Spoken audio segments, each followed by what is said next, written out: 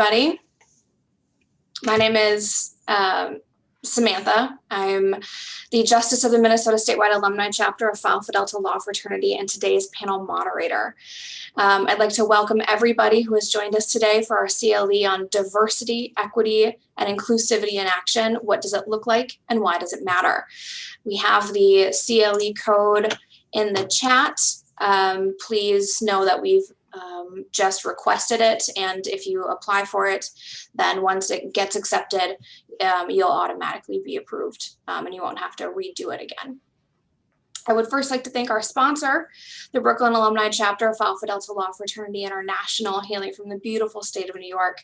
We are eternally grateful for your sponsorship, and they do have an event of their own tomorrow, titled The Identity of the Black Lawyer, a discussion on race, retention, and resources in the legal profession. That Zoom sign-up link, I'll copy and paste into the chat as well. Feel free to sign up for that, and we definitely encourage you to get or to attend that talk as well. Now on to our distinguished panel. Joining us today, we have Sharon Roberg-Perez, PhD. Sharon is a partner at Robbins Kaplan in the Intellectual Property and Technology Litigation Group. She is an MIT-trained PhD who leverages over a decade of experience working as a molecular biologist in her patent litigation practice, which is focused on biotechnology and medical device clients. She is also registered to practice before the U.S. Patent and Trademark Office. Sharon serves as the co-chair of Robin Kaplan's Diversity Committee. She has been recognized for her professional accomplishments and leadership, being named an up-and-coming attorney by Minnesota Lawyer, a super lawyer by Super Lawyers, and a fellow of the Leadership Council on Legal Diversity. Welcome, Sharon. Next, we have Beth Forsythe. Beth is co-chair of Dorsey's Government Enforcement and Corporate Investigations Practice Group, and in June 2020 was elected to Dorsey's Board of Directors. She is involved in Dorsey's Women Attorneys Resource Group and Allyship Group, and sits on the board of Great North Innocence Project, Connections to Independence, and is president of the University of St. Thomas School of Law Alumni Advisory Board. Welcome, Beth. And next we have Alexander Hsu. Alex is an associate at Bowman and Brooke and concentrates his practice on product liability, litigation involving motor vehicles, industrial equipment, and medical devices. He is involved in the Twin Cities Diversity and Practice Emerging Leaders Group and the Minnesota Asian Pacific American Bar Association. Welcome, Alex. A big thanks again for our panel for joining us today. I'm all for an organic conversation unfolding, but as a baseline, we'd like to rotate who answers first, and our attendees can also chime in with any questions at any time. Let's dive in. The first question that we have to kick off is, what do we mean by diversity, equity, and inclusion? Sharon, would you take that? Sure. So diversity refers to representation. Okay, does your organization look like the broader community? Equity means fair treatment, equal access to opportunities, okay, including career development opportunities, and in a law firm, to clients and client relationships. And inclusion is where we'd all like to be, a culture of belonging, a culture in which all members of your community feel like they are invited to contribute and to participate, and that others will engage with them when they do so.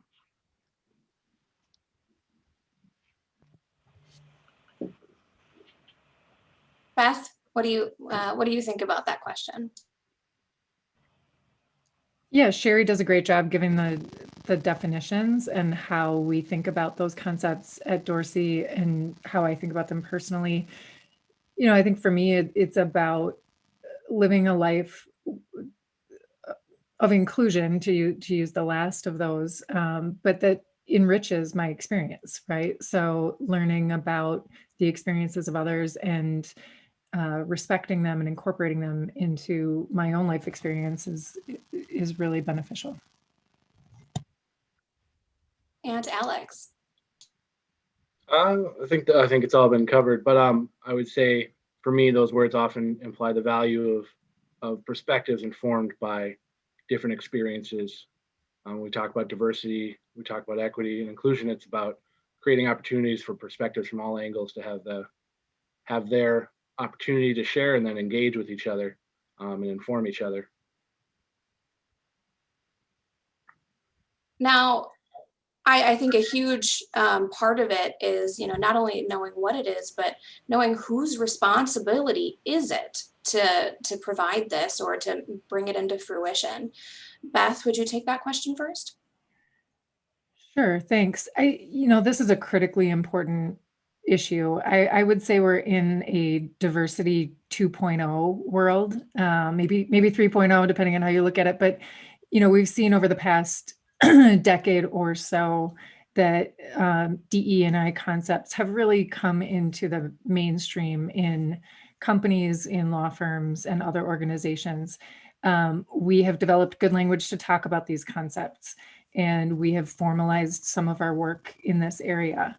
I think one of the big moves we need to make in this next phase in version 2.0 is integration of those efforts into everything that we are doing. So whereas, diversity committees and diversity initiatives have for a long time sort of sat alongside other efforts, we need to treat it like we treat any other issue that's important to an organization, which is, it's like training, right? We do have a group that focuses on training at Dorsey, where we have people who organize those efforts, but we don't view training as something that lawyers themselves don't need to do or engage in. It's a part of what we're doing. And so the more we can start thinking about diversity, equity, and inclusion as the responsibility of each and every one of us. So the practicing attorneys, all of the staff, and other people involved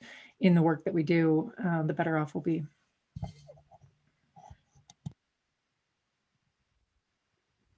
And Alex? I would agree with that. And could I touch on my experience has been a lot of responsibility can also flow through from leadership. Cultures often can be informed from the top down. So as much we talk about the values of diversity, equity, and inclusion and the like, putting them in action requires steps from those with the authority and the power to act on them. Great. And Sharon? Everybody's responsibility. Okay, that's the answer. It is everyone's responsibility. So too often, the individuals tasked with DEI efforts are individuals who are themselves in a historically underrepresented group. Typically, that's who sits on the committees, that's who drives the initiatives. Okay, this is unfortunate for two reasons. It leaves our straight white male colleagues out of the conversation. Okay, and you're not going to have true progress. In particular on the equity and inclusion front, until everybody's part of the conversation. Additionally, when DEI work is siloed and not, as Beth indicates, part of what happens daily, it gets put into a category of non-billable work, and often that work just is undervalued. Yeah, and just one more thing on that. I mean, because and Dorsey did a great thing, I think, this past year by creating a diversity hours category where our practicing attorneys can get 50 hours of billable credit for their diversity work, and that's great. And the risk is, to what Sherry's talking about, if it's viewed as something different from the work that we're doing every day, it can be viewed as an extra or an other thing that we're doing, whereas it's really integral to our success.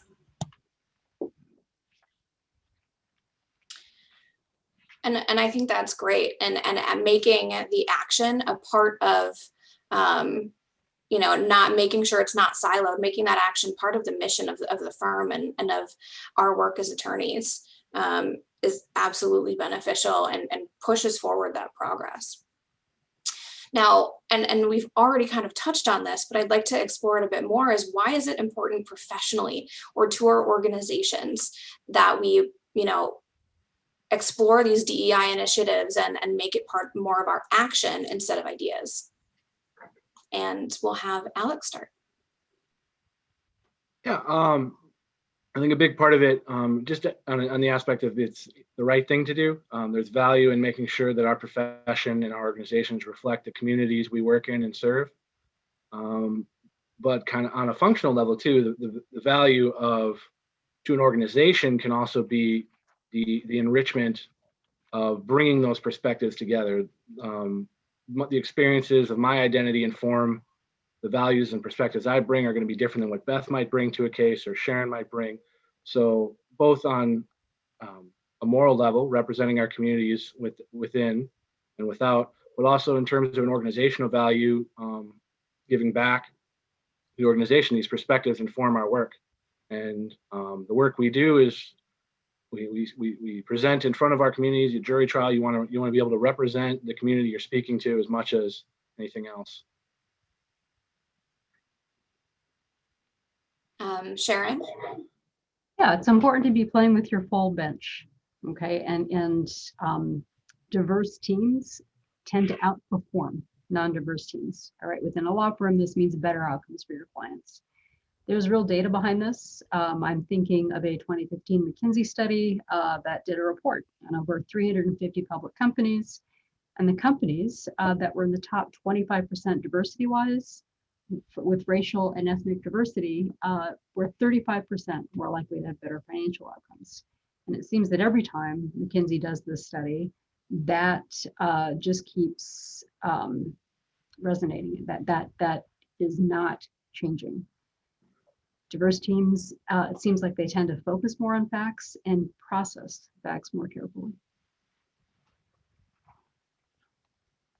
Yeah, and this is the risk in going third. I was going to cite the same study and some of the same statistics. There are a number of organizations that have done deep dives into this. University of Chicago has aggregated a bunch of these studies to find basically the same thing, but McKinsey has done, sort of the biggest and best for the longest. Alex is right. It's the right thing to do. But for those who need convincing, who are running organizations to make a profit, Sherry's right. It's the profitable thing to do. And so there's no reason not to do it, other than old ideas about how organizations have been run in the past. And, we at Dorsey are the recipient of many client efforts to have diverse lawyers representing them. And they're not doing that just out of the goodness of their hearts. They are seeing the same McKinsey studies and other studies showing that they're going to get a better product if they do that.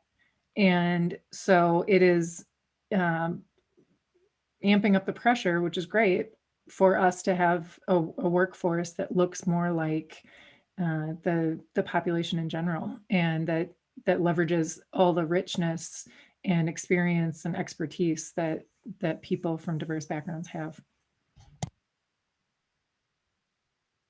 So we've talked about, the fact that it's profitable. We've talked about the fact that it's the right thing to do.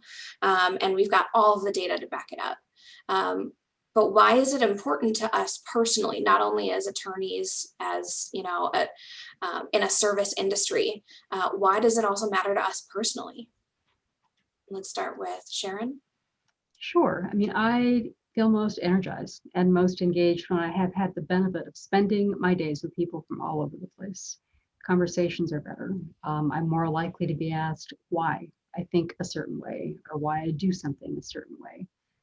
And I'm more likely to feel like I'm not alone, like there is someone who in some fashion has life experiences that are similar to mine.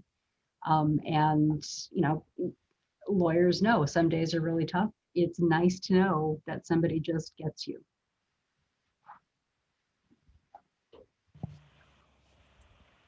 To be seen and to feel that camaraderie is definitely a very human need. And especially in today's COVID environment, being able to feel that connection is absolutely important. Beth, what do you think? Yeah, it's important to me personally, as a woman, I have, over the course of my career, been in many rooms where I'm the only woman, and I'm still in quite a few of those. I don't have a problem with it, but it forces a certain change to how I approach the way I say things and how I present myself. And so there's a comfort level when I am around people who are more like me. And then the risk there is you don't want to get too comfortable and then refuse to incorporate the experiences of others who aren't like me.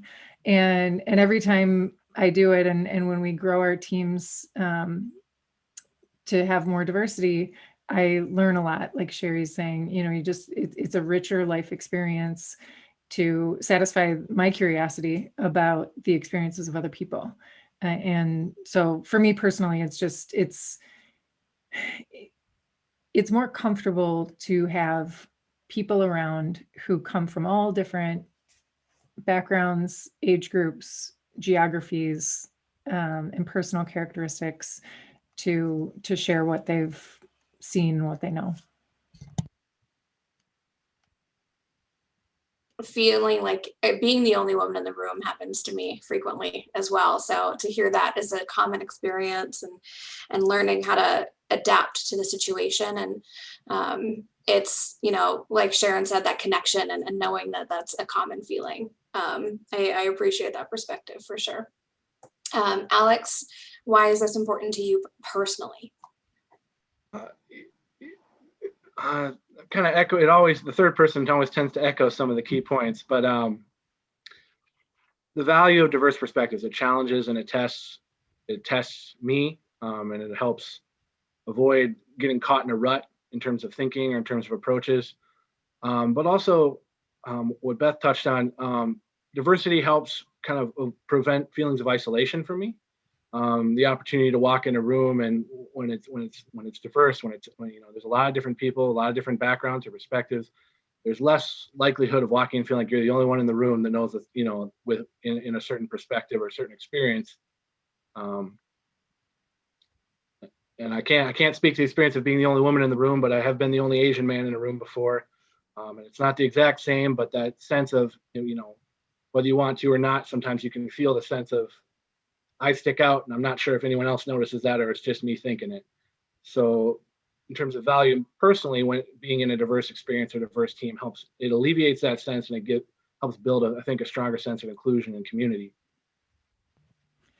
Yeah, and I think, part of what I know is important to Sherry about this, and is also important to me, and I assume to Alex, is now that we are getting further along, creating pathways for increased diversity to limit those feelings of isolation, right? So a lot of research shows that you need more than just one person representing one group in a room to have diversity, to have the true benefits of diversity. You need real numbers. And so one of my missions now is amping up, not just being the one woman in the room, but creating pathways so that there are multiple women and races and sexual orientations and things that are important to create true comfort for people. And I think a good avenue at this point to explore is, how do we create those pathways? Because I, as just an attorney, I'm not, I'm the head of a practice group, but I don't have hiring power. What recommendations can we make, or what moves can people who may not be on the board of directors, what can we do to create those pathways?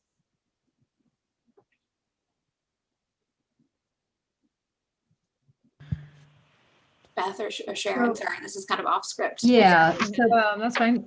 I think it's everything.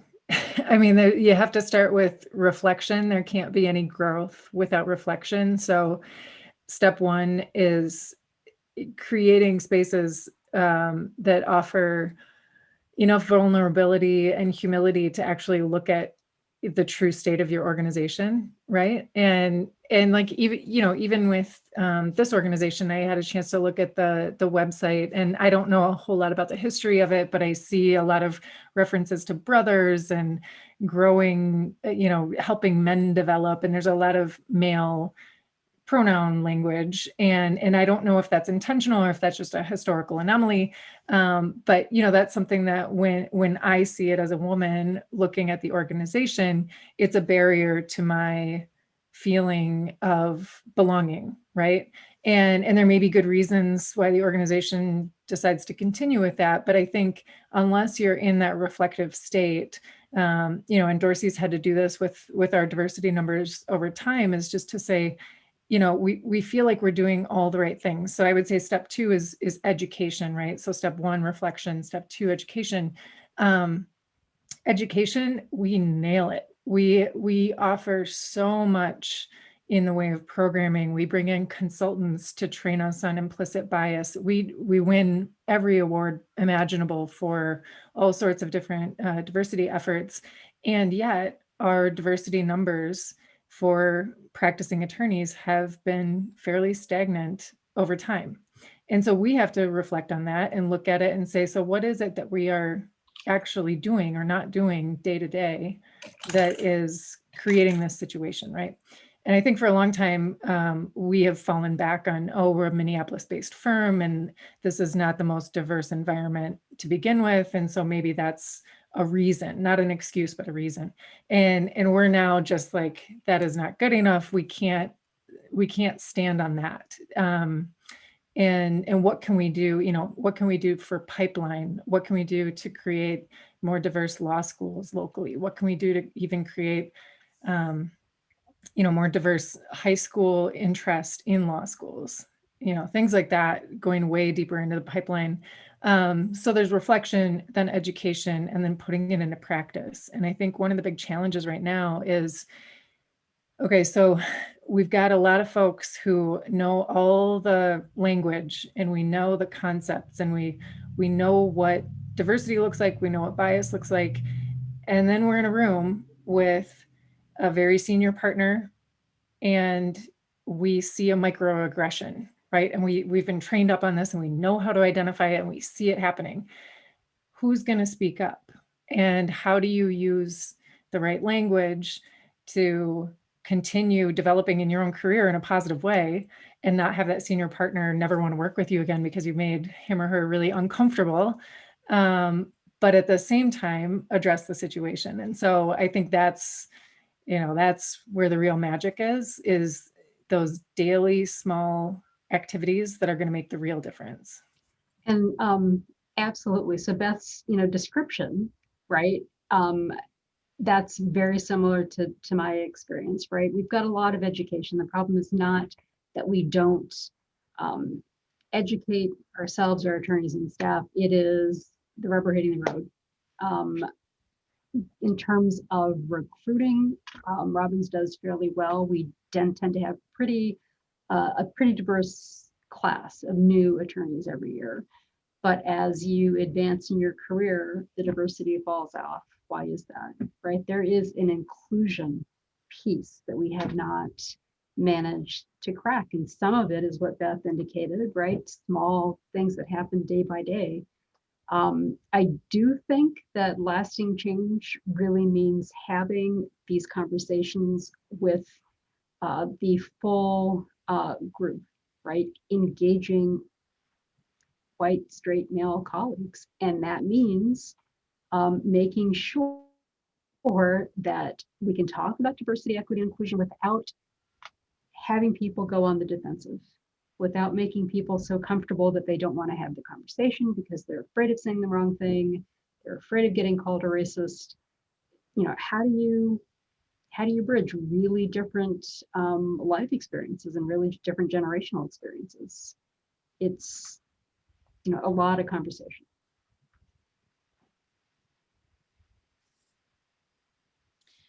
And there's a question here from the audience, Sister Nicole. What are some suggestions for how organizations can be more action-oriented when it comes to their DEI efforts? Alex, do you want to start? I think a big one is we've already kind of touched on, Beth and Sharon have, at least in terms of the pipeline, being intentional about targeting that recruitment. So Bowman participates every year as part of the Hennepin County Diversity Clerkship Program. We bring in a 1L. We proactively participate with the Minnesota Minority Recruitment Conference here in Minnesota. And I know one of our most recent initiatives is targeting law schools across the country that reflect higher diversity candidates, higher and bar passage rates within those candidacies, being intentional about going out and finding them. So I think, Beth, you mentioned the culture in Minneapolis sometimes, or that reason of we're not in a diverse setting, so where the local recruitment can be. So being targeted, intentional about saying, if this is something we value, we need to bring it in where we can find it. We either go out and find the schools that are going to give those opportunities, or we're going to find the opportunities in the organizations that are working here with us to make it happen. Yeah, and then, I mean, I think that there's a step. So like Sherry's saying, we like Robbins have done pretty well at recruiting diverse associates, and then retention has been a lot more difficult. And sometimes when we're recruiting nationally, we're recruiting people, and this is not a diversity issue entirely. It's hard to get non-native Minnesotans to stay in Minnesota. But it is especially hard to get diverse non-Minnesotans to stay in Minnesota. And I have a colleague who's a racially diverse woman who is from Texas, and told me, at least in Texas, I can read people's racism right off the bat. Here it's a little tougher. Like people are a little more sneaky. It's a Minnesota nice thing. Which isn't nice at all. Correct. Right. And that's maybe a separate conversation, but pretty interesting. I mean, it's a challenge beyond what we're doing in the workplace that really inhibits our ability to retain people.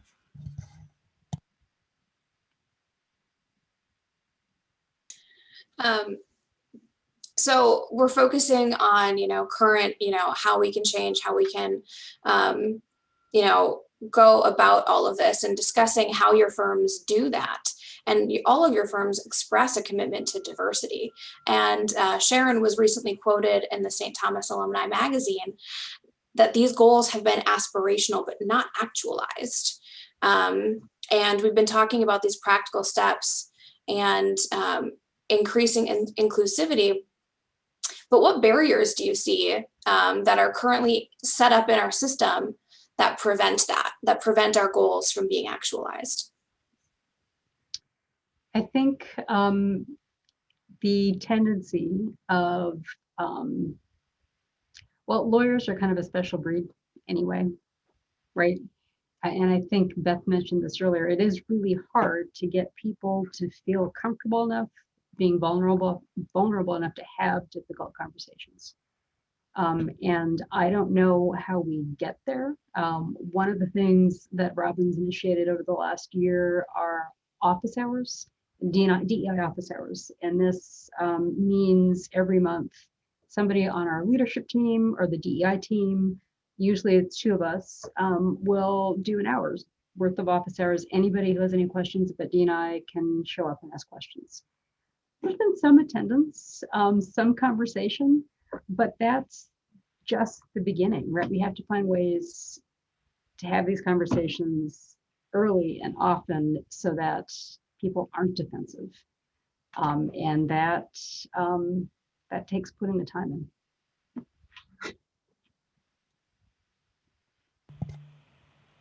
Beth, what do you think?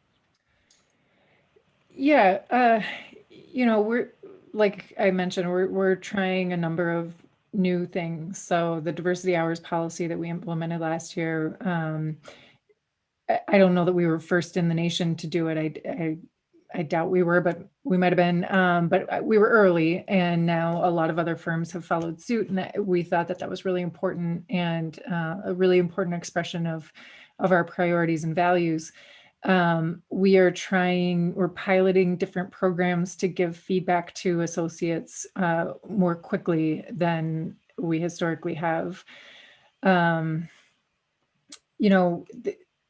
are so many little things that can be done, and we're really trying to invest in as many of them as we have time and money to do. I want to give practical advice here. But it really depends on the particular organization and sort of where you're coming from, where you are in that process of education, and then looking at every process you have. I'll say, several years ago, I was at our partner retreat, and we had a panel on DE&I essentially.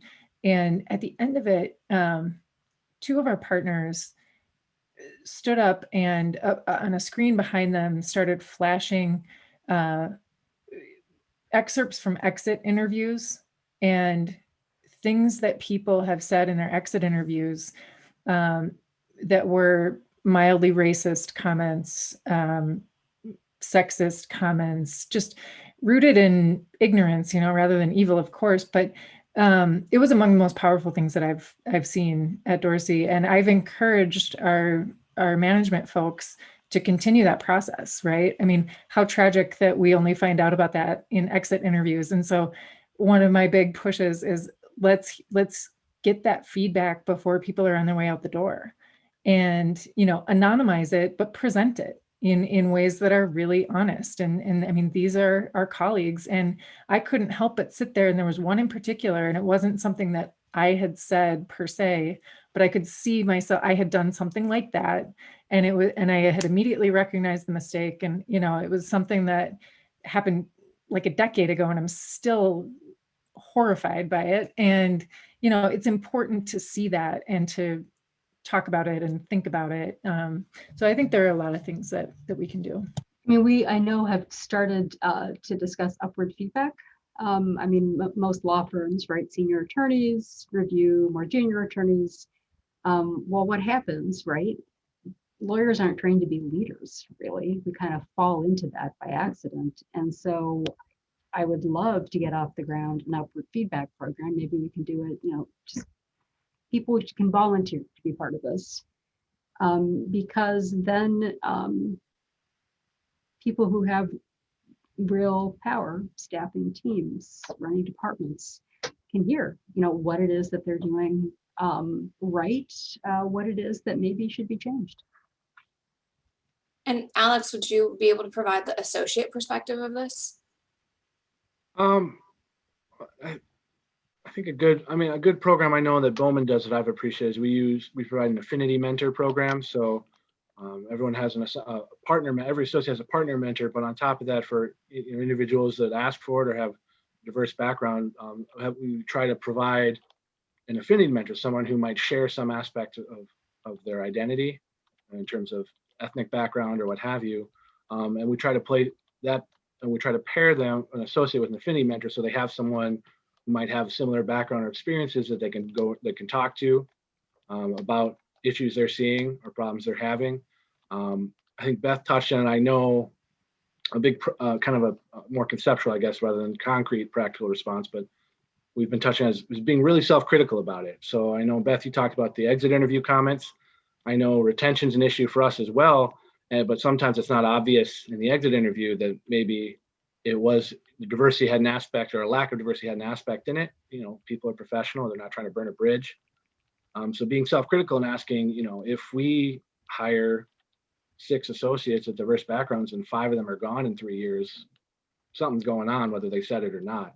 And asking and being really self-critical as an organization about what's going on and what can we do.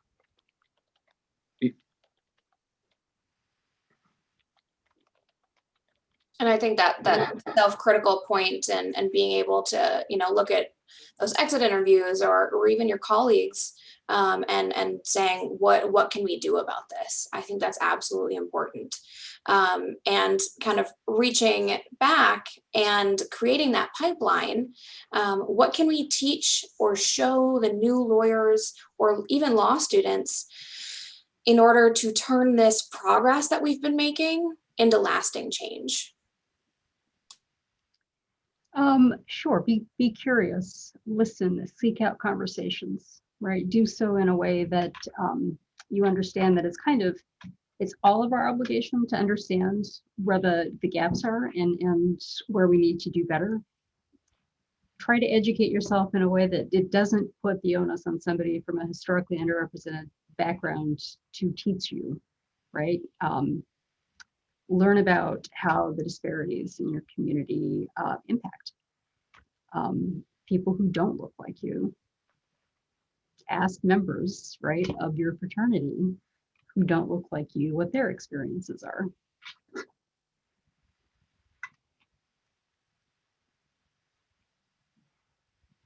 Beth, your thoughts? Yeah, I mean, I think,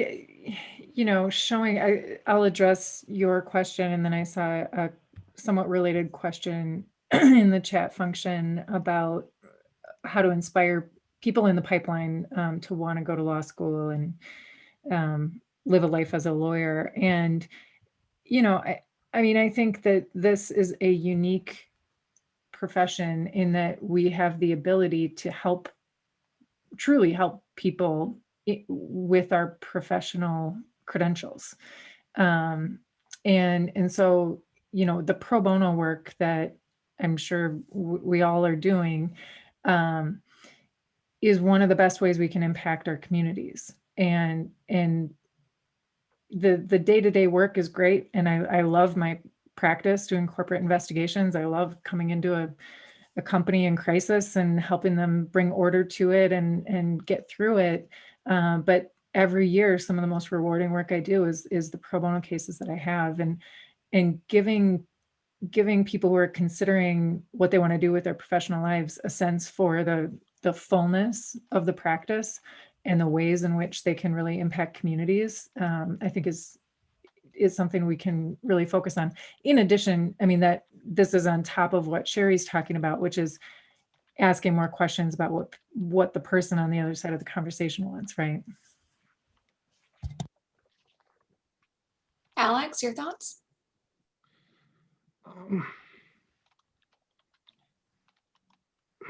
I think it's mostly been covered. I don't want to retread ground here, so.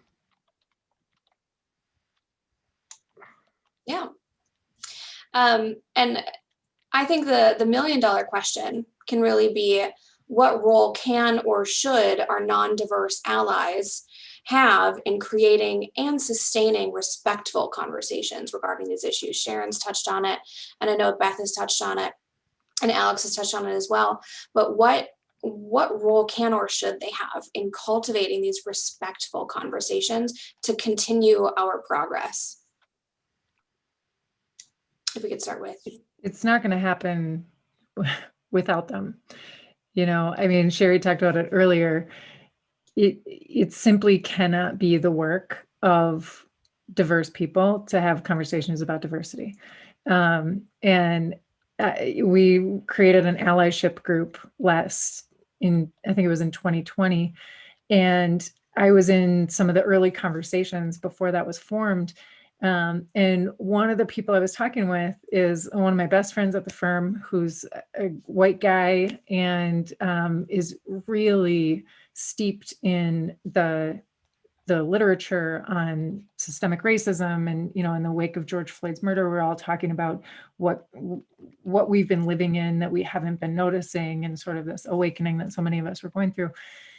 And we started talking about forming this allyship group, and he kind of said, well, I don't feel like I have a place to be running that, because who am I to say anything, right? And,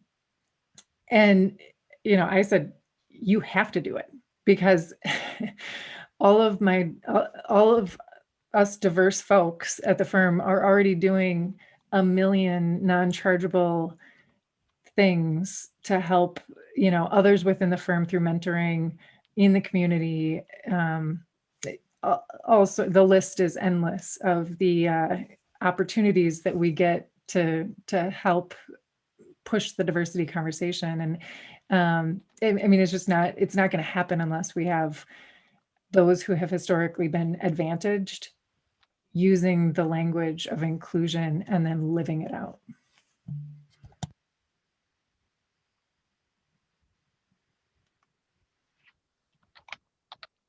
Alex, what would you say the role of non-diverse allies is or should be?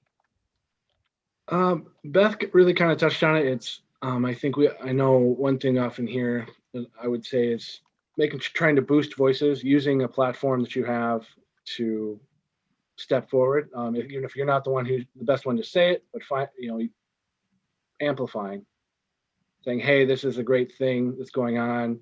On a kind of a boots on the ground thing. I know one opportunity I have is, when I bring up a Minapaba event, it can be a challenge sometimes to get my colleagues to come with me. So go to an event or participate when invited, or proactively seek it out. And that's one thing we've tried to push before. It hasn't always worked at Bowman, is getting people of different backgrounds kind of cross-pollinating, so to speak, attending others' events. Just because I'm an Asian associate doesn't mean, I only have to go to Minapaba events. I go, affinity bar associations or what have you, and just being engaged and having that conversation through action by participating. It doesn't always have to be the day-to-day of inclusion. Doesn't always have to be that kind of hard conversation. It can be, hey, I'm going to participate with you in this event that might be important to you, or I'm going to engage in this conversation that you invited me to. The example I'd have, we just had a panel on very similar issues with Bowman here,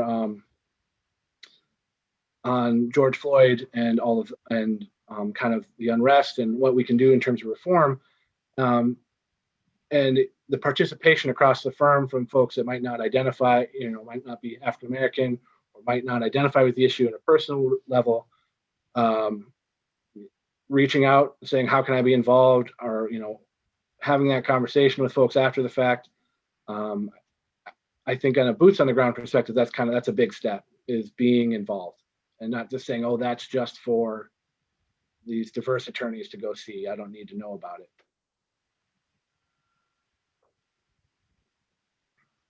I see we've got a lot of questions rolling in, and Sharon's doing a great job of typing her answers out. Sam, I want to just mention one more thing off of what Alex just said, that idea of amplification, and for those who haven't had reason to attend a bunch of diversity trainings and allyship conversations, this is a really critical idea, right? And I have to remind myself of it often, which is the way that we show up when we're not diverse. So when I am in a white environment where my womanhood is not the thing that's important, and I'm trying to amplify racially diverse voices, I need to do all the background work that I can to alleviate that burden from my racially diverse colleagues in those in my network, and then offer them sort of the, not easy, but the platform from which to speak. And that's really the key difference, and the way that those of us who aren't diverse in the particular way that's important for the conversation at hand can show up, in a way that's effective and not offensive. It doesn't mean we're not going to make mistakes in it, and we all need to recognize that and not use that as a reason not to participate. But it's really critical that we have sort of worker bees who are allies, who are doing all the crap work that goes into putting on events and organizing attendees to come and hear really important discussions by people who have lived experiences that are important to hear about. And for today particularly, shout out to Corey Coppervig for doing that. So we have a big ally in him. And Sharon, I want to give you an opportunity to answer this question, but I see you've been really active on the Q&A, and I would like to remind our attendees to take a look at that. There is one question that I see that I'd like to talk about with the group. And again, Sharon, I'm not cutting you off from this. Oh, no, not at all. Okay, but Sister Alejandra said, as a young associate, it's difficult to have these types of conversations with partners. Any tips and or advice on how to initiate those conversations with partners in terms of, calling back to giving feedback before an exit interview? What are tips and advice on how to initiate that conversation? I mean, I'll elaborate a little bit on what I typed in response. It shouldn't be the only or first conversation you're having, right? To the extent that you can know your colleagues and build a base level of trust beyond kind of the transactional, Okay, I was asked to do a memo. Here's the memo. Like if that's the culture that you're working in, those conversations are really hard to have. It's much easier to have those conversations with people that you know something about and where they know something about you.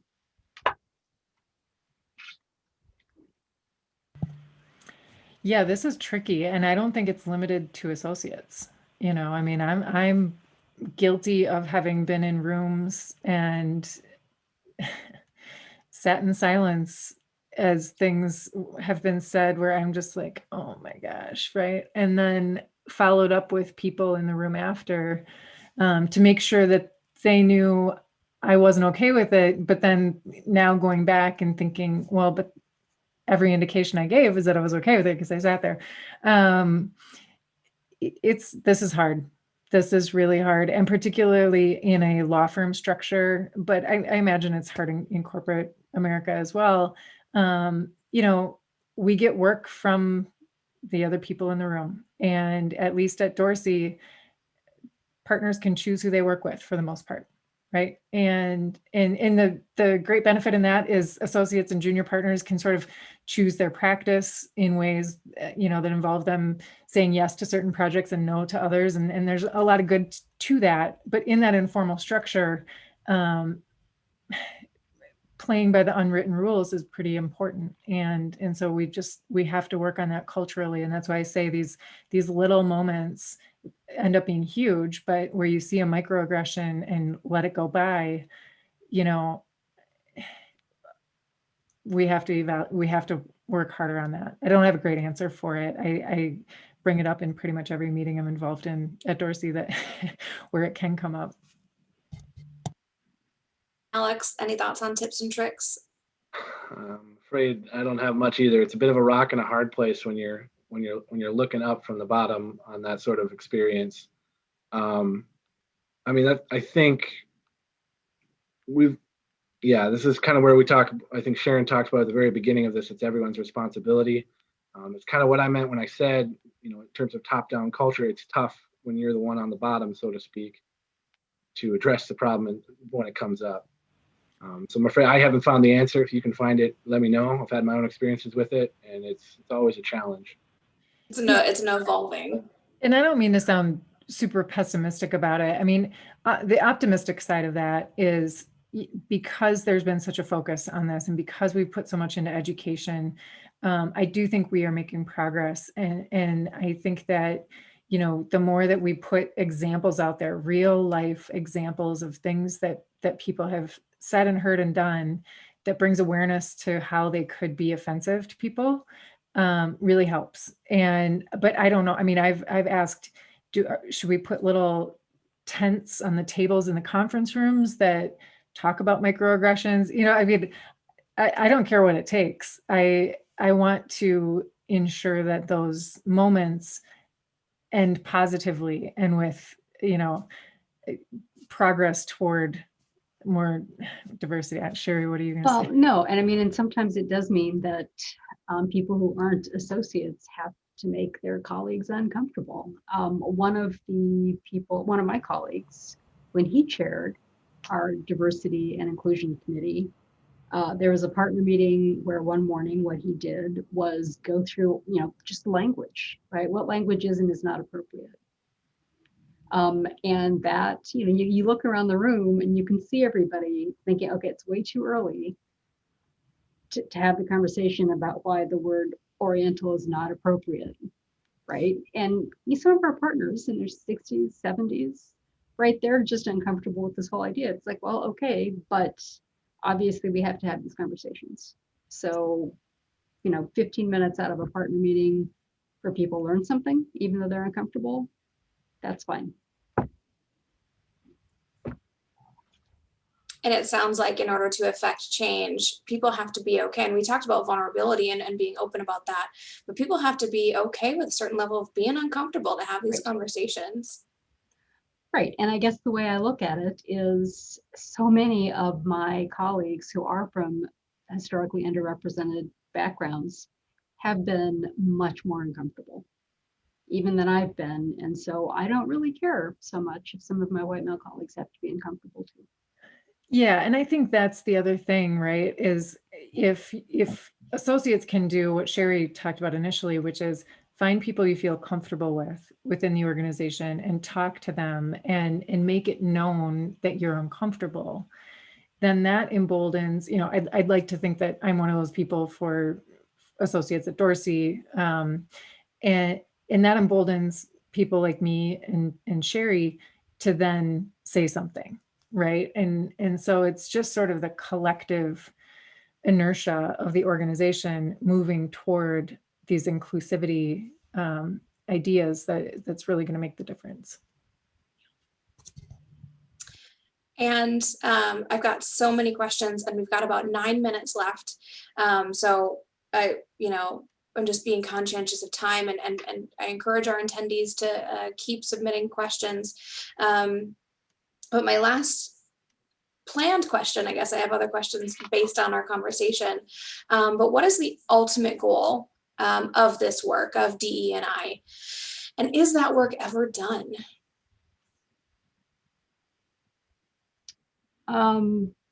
For me, the ultimate goal is inclusion. And I can't think of a time where it's actually going to be done. Okay, because education is kind of a continuous process. And maybe Alex or Beth have an idea about a day that it'll be done. That I'd love it if one of them did. Yeah, it will be the renewed work of every generation, and the best we can hope for is to make progress in the right direction. But there's just no way. And I think if 2020 showed us anything, it is just how much work remains to be done.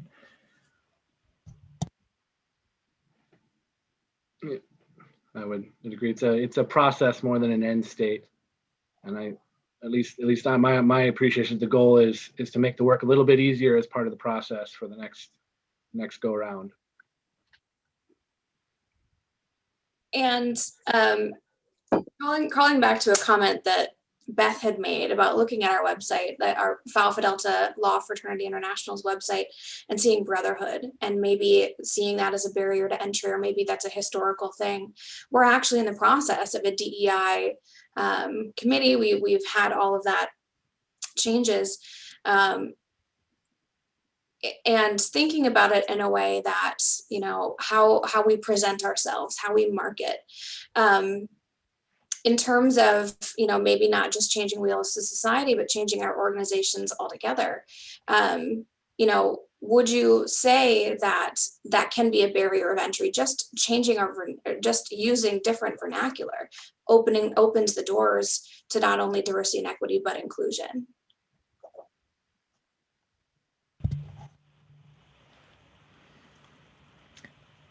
I think language matters.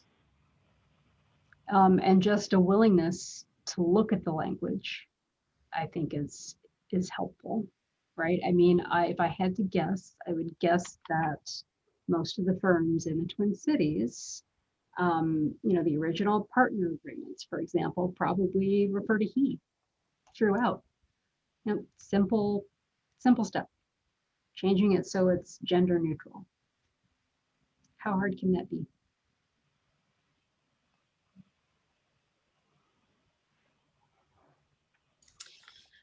So we have another question that we have not addressed yet with the group. Does a potential employer's requirement that a candidate have high academic credentials work against DE&I efforts? Yes. I mean, just plainly, if you take it as a fact that there are groups of people who have been historically marginalized, which I believe all the research that shows that, you are going to end up with different pathways to success for different groups as a general matter. And this is all very generalized, but one of the things that we've been looking at, so, Dorsey has historically had a reputation, as many big law firms in town and nationally have, which is sort of pedigree matters, right? Like where you go to law school and how well you do. And of course, that's a proxy for likely success, right? Intelligence and likely success. And we have evolved in the way that we think about it. And so I'm not on the recruiting committee, and I'm not speaking on behalf of our recruiting folks, but just my anecdotal experience, I'm a St. Thomas alum, and I go over to St. Thomas and do the OCI, the screen interviews, pretty much every year. And I don't choose who I interview, but I know enough about how those folks are selected. They're usually, some form of the top of the class. And sometimes I'll have someone in there who is diverse in some way and is lower in the rankings. And I'll have an honest conversation with that person and say, tell me, how can I advocate for you? I understand you have a story that is unique, and it doesn't involve having had every advantage in the world. And to me, that shows toughness and resilience and traits that are really helpful when you're trying to grind out hours as an associate at a law firm. And we're having more of those conversations. And I think that is really beneficial, because it is helping us to understand differently what makes a successful lawyer. And it does require some additional resource investment up front. We have to sometimes invest more in writing coaches initially, just for people who haven't grown up knowing 25 lawyers and having had, parents who went to graduate school. It's just a different model, and it requires us to change our culture. Alex, and so all three of you are from firms that participate in the OCI process, but Alex, you not only do the OCIs, but you do that diversity 1L summer associateship interviews. Would you say that, a requirement is a barrier? Yeah, I'd say it can be. Beth kind of hit it on the head. I know we really try to make a point, especially when we're working through those programs, of looking at it as a holistic recruitment, look at the candidate in the whole context.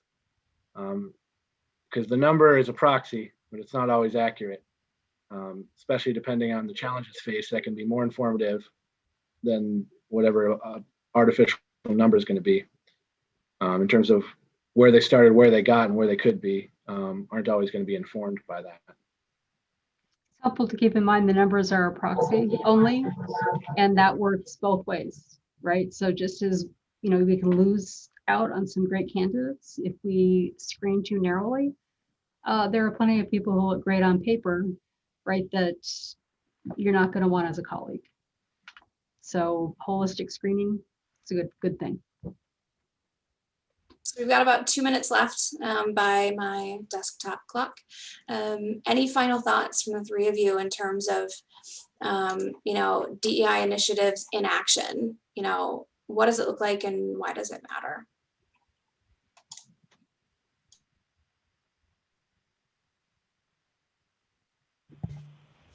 Even if the work's imperfect, right? Even if we're not where we need to be, making the effort matters, right? It matters to people in your organization who are from a historically underrepresented background. It matters to people in the community, right? Who might want to know, right? Are there lawyers who really care, right, about this, or who just put nice little plans on their website? Making the effort matters. Yeah, analyzing your own barriers to doing the work, I think, is really helpful. And for a lot of people, it's intimidation that they're going to do it wrong. So exactly what Sherry's saying, figuring out how to get over that. And if that's reading a book about these concepts and the language, so that you feel a little more comfortable, it doesn't mean you're not going to make mistakes, but do that. Do whatever it takes to eliminate those barriers to the work, because it's important in so many ways.